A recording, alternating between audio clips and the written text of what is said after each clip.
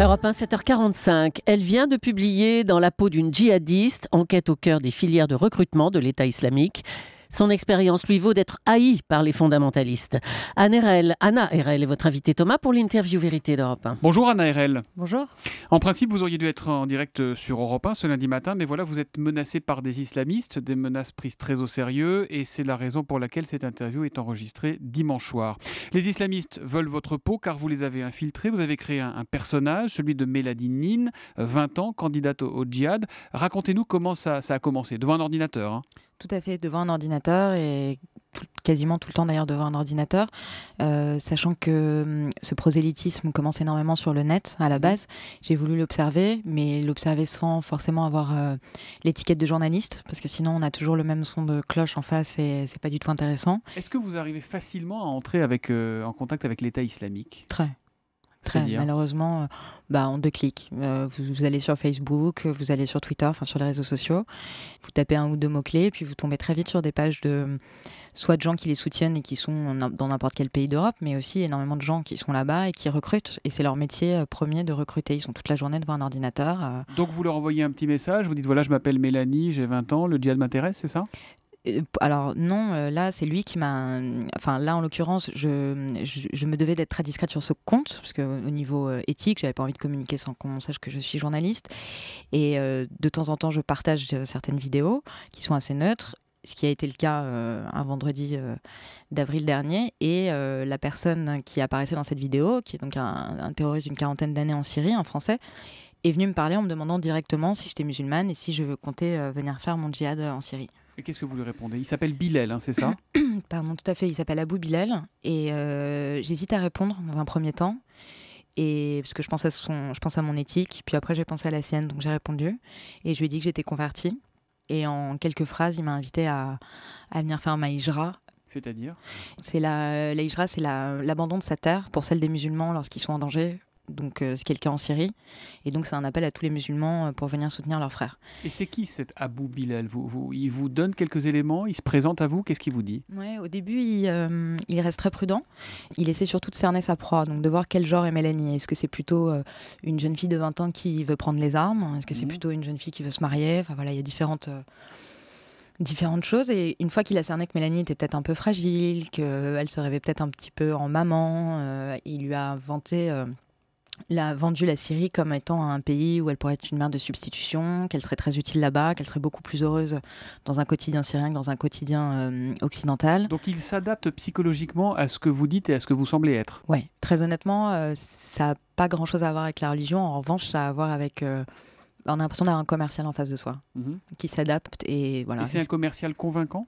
Alors, c'est là où ils sont quand même assez forts, c'est qu'au début, on a l'impression qu'ils sont peut-être pas très pertinents, et en fait, ils le sont quand même, ils savent très bien où ils vont, et donc ils savent vous emmener. Et forcément, quand vous êtes dans le personnage de quelqu'un de perdu et en manque de repères, c'est d'autant plus simple de vous attirer. Ce qui est sûr, c'est que Bilal, très tôt, il cherche à vraiment à vous ramener à lui par tout moyen.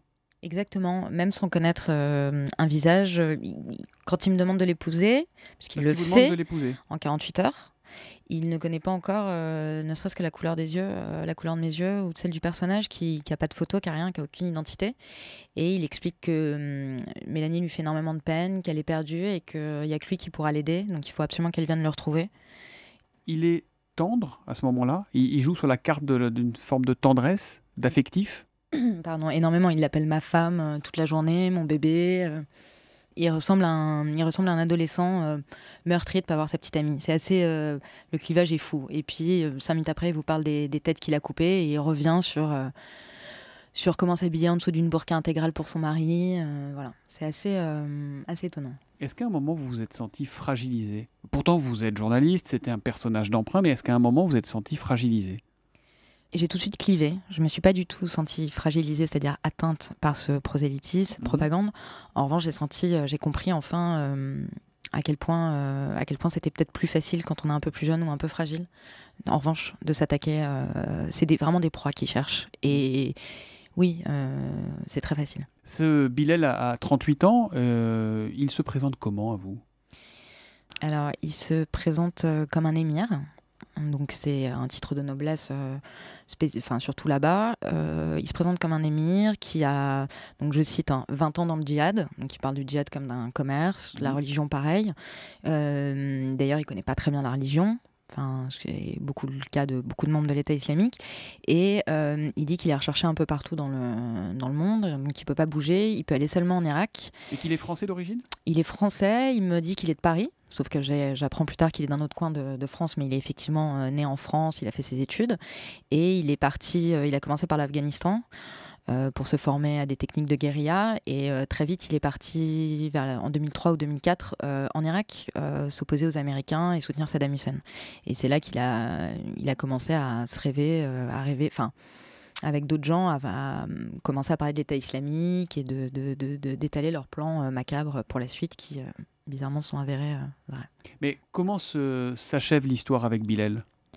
C'est un peu le problème. On ne sait pas vraiment si elle est achevée. Et pour le moment, elle s'achève par un retour en France où Mélanie lui dit qu'elle se sentait surveillée.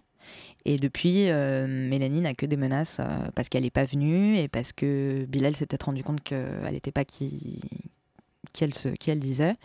Et du coup, voilà. Donc, il n'y a pas vraiment eu de fin pour Mélanie, ni pour Bilal d'ailleurs. Quel genre de menaces vous recevez et Mélanie reçoit ?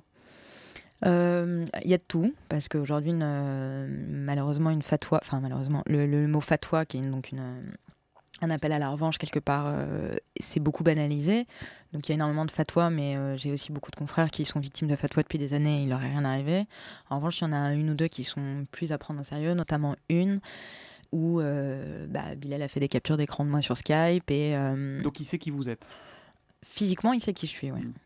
Et vous lui répondez encore aujourd'hui ou pas ? Il me parle plus, c'est sa femme, c'est une de ses femmes qui m'insulte régulièrement et à qui non, je réponds pas. Non. Vous avez peur ?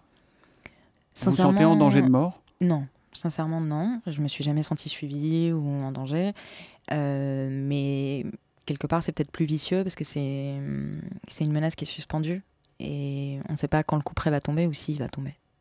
Merci Anna Erel d'être venue sur Europe 1 aujourd'hui. Votre livre s'appelle « Dans la peau d'une djihadiste, enquête au cœur des filières de recrutement de l'État islamique ». Il est publié aux éditions Robert Laffont. Merci, bonne journée. Merci beaucoup.